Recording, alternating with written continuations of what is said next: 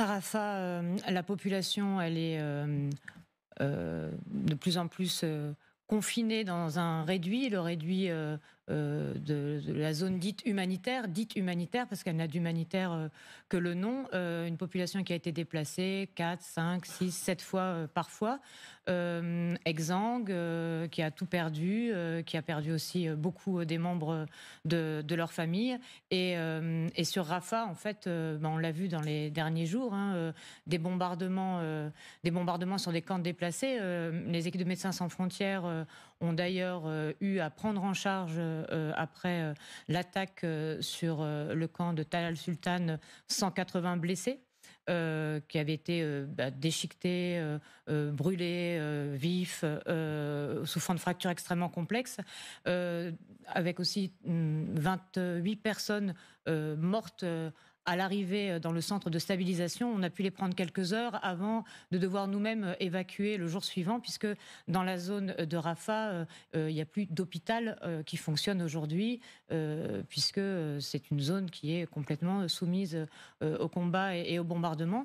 On a aussi de très très grosses difficultés d'approvisionnement, puisque depuis le 6 mai, il n'y a quasiment plus rien qui rentre par Karem Shalom, et que les rotations du personnel international qu'on parvenait à faire ces derniers mois ne sont quasiment plus possibles. Elles se font dans des conditions extrêmement dangereuses, puisque les équipes internationales qui arrivent finalement de Karem Shalom se retrouvent dans des zones de combat actives. Donc ça a toujours été extrêmement dangereux, mais c'est de plus en plus dangereux. Donc voilà, on a une population qui est traumatisée, qui vit dans des conditions de promiscuité extrêmes et qui, on l'a vu, en fait, continue à se faire acculée dans des zones dites sûres où à chaque fois elle ne trouve que mort, bombardement et désolation, puisque dans le contexte de Rafah, évidemment, chaque bombardement résulte immanquablement dans un massacre de civils, vu les conditions dans lesquelles les populations vivent et la nature des bombardements eux-mêmes. C'est vrai que ce soir, Claire Magone, on a bien écouté Benyamin Netanyahou et il n'a pas parlé de nouvelles facilités pour faire entrer du matériel humanitaire. Vous dites que tout est bloqué donc depuis le 6 mai. Que faut-il faire en urgence maintenant? Qu'auriez-vous souhaité entendre dans sa bouche pour améliorer la situation, en sachant que visiblement l'arrêt des frappes et l'arrêt des combats n'est pas du tout une option sur la table?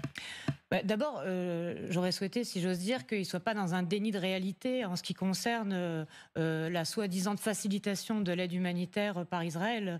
Depuis le 7 octobre, on a assisté au contraire à des entraves qui se sont cumulées. D'abord, rappelons-le, un siège total hermétique pendant plusieurs semaines, et puis après des camions qui rentrent au compte-gouttes, parfois quelques dizaines, quelques centaines de camions par jour. Mais en parallèle de ces signes j'allais dire de bonne volonté en trompe-l'œil, on avait sur Gaza, et nos équipes en sont témoins, une campagne de destruction en fait de toute l'infrastructure civile qui peut soutenir la vie civile. Donc on l'a vu, campagne de destruction des hôpitaux. Les équipes de Médecins sans frontières ont dû évacuer 13 hôpitaux, soit parce qu'ils ont été assiégés, mis à terre, soit parce qu'ils ont été attaqués. Donc il y a quasiment plus d'hôpital qui tient debout à Gaza.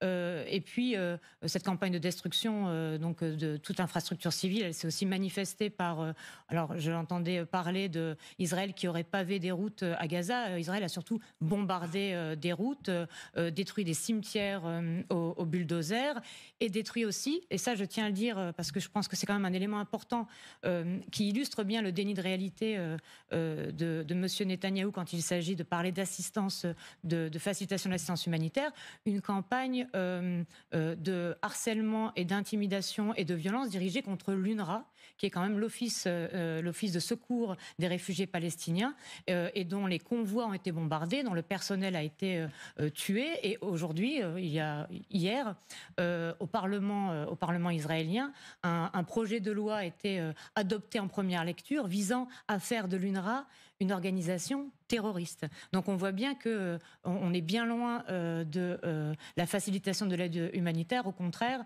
on est dans dans une campagne de destruction. Donc pour répondre plus directement à votre question, ce que j'aurais souhaité, c'est d'abord un diagnostic commun et pas cet écran de fumée destiné à masquer l'extrême violence qui s'abat sur les civils, et évidemment l'arrêt des bombardements, puisque, encore une fois, des bombardements à Gaza, à la fois résultent dans des massacres de civils, mais empêchent le déploiement des secours. Alors Claire Magon, on voulait aussi vous entendre sur ce point, dans la mesure de vos possibilités bien sûr, mais il a donné ce chiffre, le Premier ministre israélien. Il y aurait en moyenne un civil tué pour un terroriste tué.